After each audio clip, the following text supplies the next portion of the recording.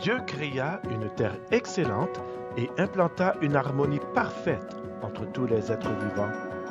Comment donc expliquer la venue du péché et du mal sur notre planète? Et celle-ci peut-elle être remise en ordre? Aujourd'hui, au sein des magnifiques histoires de la Bible, nous examinons l'histoire du péché d'Adam et Ève.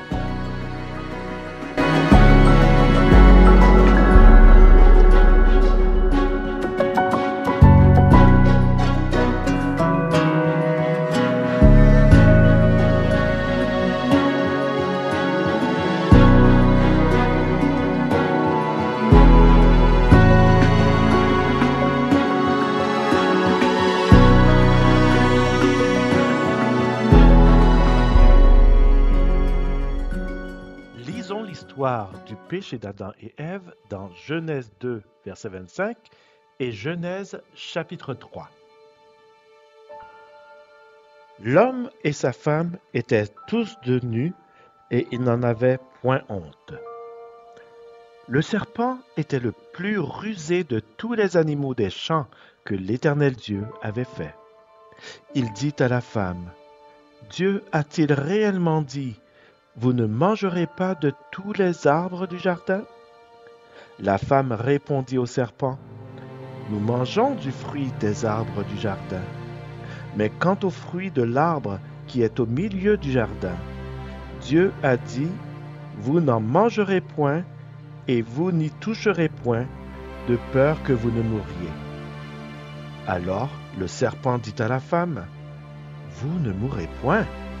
Mais Dieu sait que le jour où vous en mangerez, vos yeux s'ouvriront et que vous serez comme des dieux, connaissant le bien et le mal. » La femme vit que l'arbre était bon à manger et agréable à la vue, et qu'il était précieux pour ouvrir l'intelligence.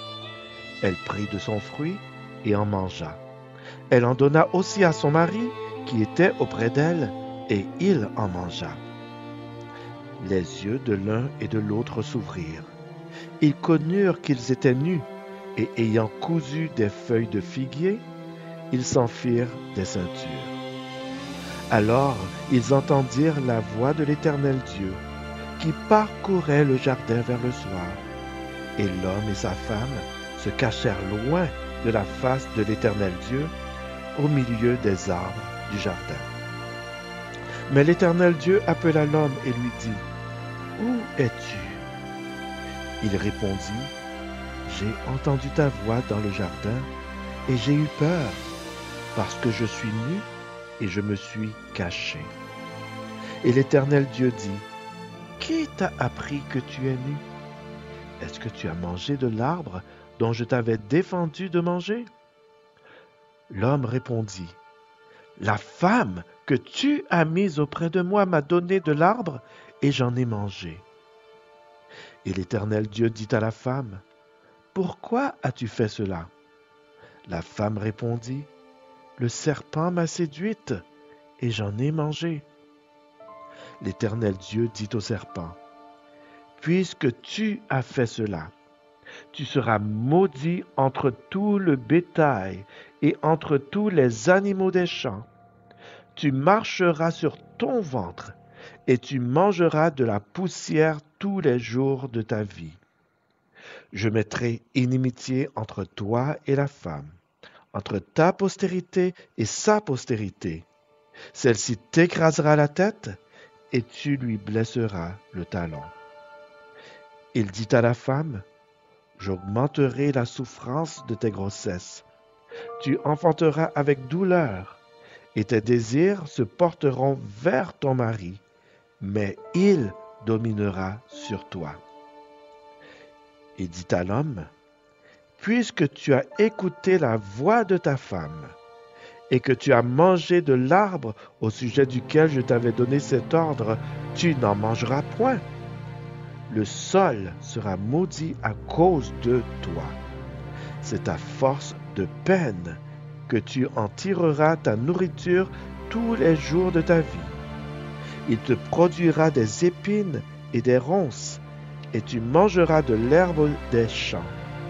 c'est à la sueur de ton visage que tu mangeras du pain jusqu'à ce que tu retournes dans la terre d'où tu as été pris. Car tu es poussière, et tu retourneras dans la poussière.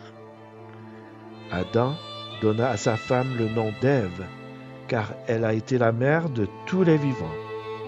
L'Éternel Dieu fit à Adam et à sa femme des habits de peau, et il les en revêtit. L'Éternel Dieu dit, « Voici l'homme est devenu comme l'un de nous pour la connaissance du bien et du mal. Empêchons-le maintenant d'avancer sa main, de prendre de l'arbre de vie, d'en manger et de vivre éternellement. » Et l'Éternel Dieu le chassa du jardin d'Éden pour qu'il cultivât la terre d'où il avait été pris.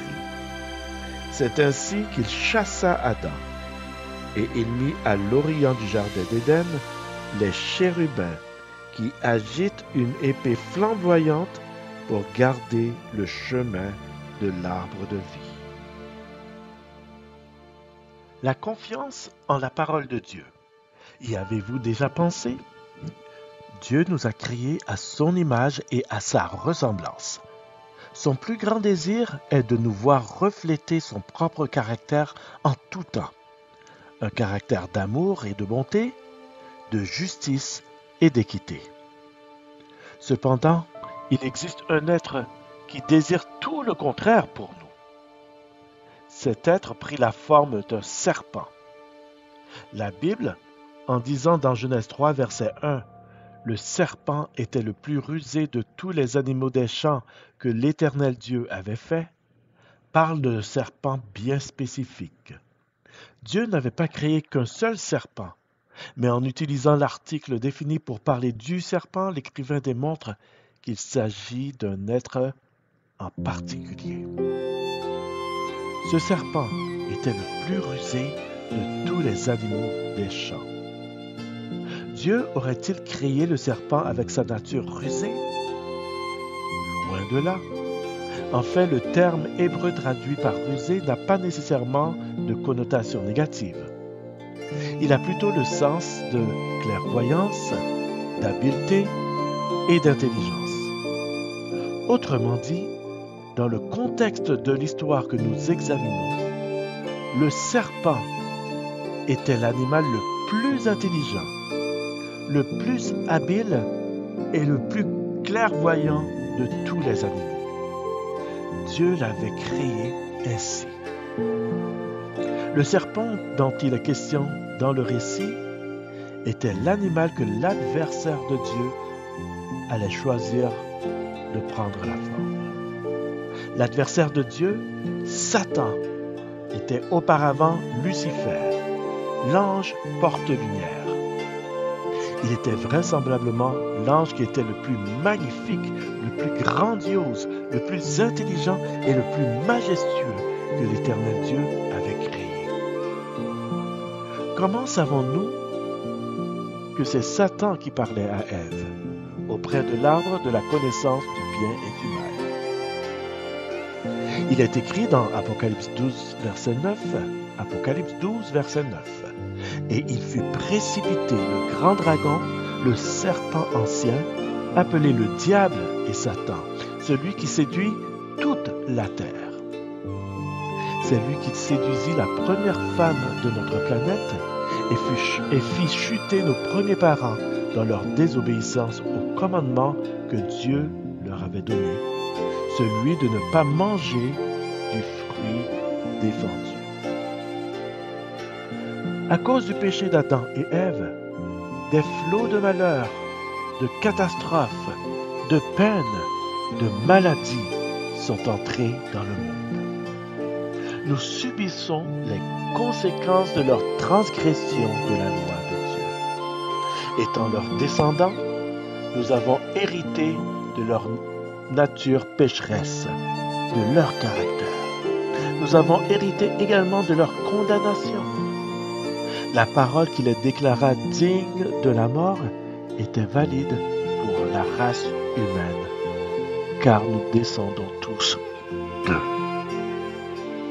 Est-ce parce que Dieu est sans amour pour ses créatures qu'Adam et Ève furent condamnés à mort? Est-ce parce que Dieu est intraitable qu'il les chassa du magnifique jardin d'Éden et leur interdit l'accès à l'arbre de vie? Non, loin de là. Mais Dieu ne pouvait permettre à la nature du péché de s'éterniser. Toutes les choses mauvaises que nous voyons aujourd'hui sont le fruit du péché. Et le mal fait partie de la nature de l'homme et de la nature de notre planète. L'Éternel laisse les conséquences du péché se manifester pour un certain temps pour que nous puissions en voir l'horreur. Mais il ne pouvait laisser notre race humaine continuer dans son état déchu.